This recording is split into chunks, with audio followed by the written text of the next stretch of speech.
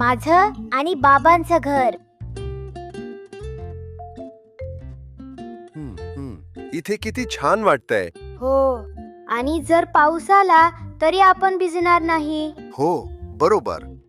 इथे तर आपल्याला थंडी पण नाही वाजणार. अगदी बरोबर. आणि इथे आपण या घराच्या छतावर पण बसू शकतो. आपण जर इथे थोडं गवत पसरवलं तर आपल्याला छान उबदार वाटेल, नाही का? हो, चला मग गवत आणूया. हुश, झालं एकदाच गवत जमून. छान दिसतंय आता.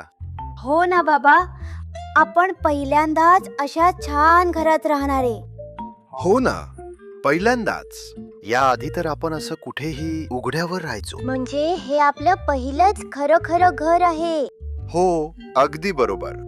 पण बाबा, आता आपल्या घरात पहिल्यांदा आत जाताना नक्की कसं जायचं? आत जायच्या आधी दरवाजावर टकटक करायचं आणि मग आत जायचं.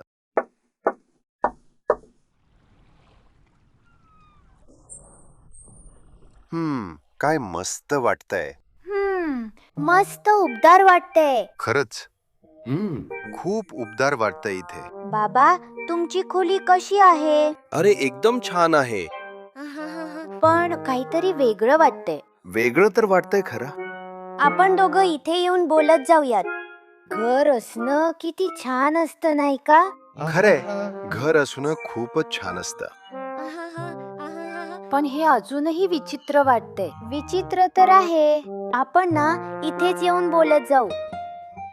आपलं घर आता तयार झालंय ना बाबा? आता पुढे काय करायचं? मी जेव्हा आपल्या या घराचं बांधकाम पूर्ण केलं होतं ना, तेव्हा मला एक गोष्ट करून बघायची होती. काय करायचं होतं? खरं तर मला ना माझ्या घरात काहीतरी शोधायचं होतं. त्यात काय? बघा की शोधून. कुठे आहे ते? नेमकं कुठे ठेवून दिलं मी ते? कुठे गायब झालं असेल? झालं शोधून बाबा? हो, झालं. अरे बापरे, हे बेड बुडतंय असं वाटतंय ना? तुला माहितीये, थोड्या वेळापूर्वी मी इथून खाली पडणार होतो. माझा पाय इथे अडकला आणि माझा तोल गेला आणि मी पडलो.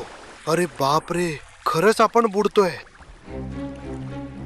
अरे बापरे, मला असं वाटतंय पाणी वर येत चाललंय. अरे बापरे, आता काय करायचं? असं तर आपलं घर सुद्धा बुडून जाईल. थांब, मला माहितीये काय करायचंय. हे असं ठेवूयात. मी ह्या दोघांना जास्तीत जास्त उंचावर ठेवून देणार आहे.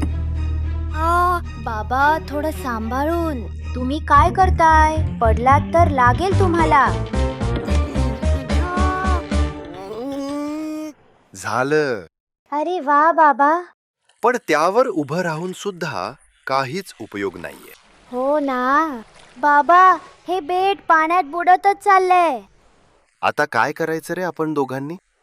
बाबा, आता बास झालं. का? आपल्या दोघांकडे ना घर नसलं तरीही चालेल. बरोबर बोलतोयस तू. आपण ठीक आहे ना, मग घराची गरजच नाही. बाबा, आपलं घर बुडत असताना आपण नक्की काय करायचं असतं हो?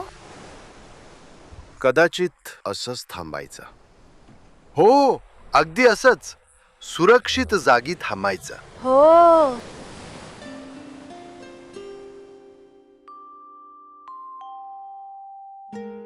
ते बेट समुद्रात पूर्णपणे बुडून गेलंय रे.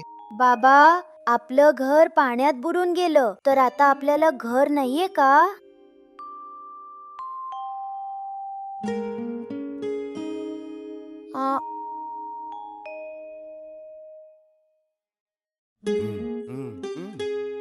माझ्या बरोबर चल. ठीक आहे.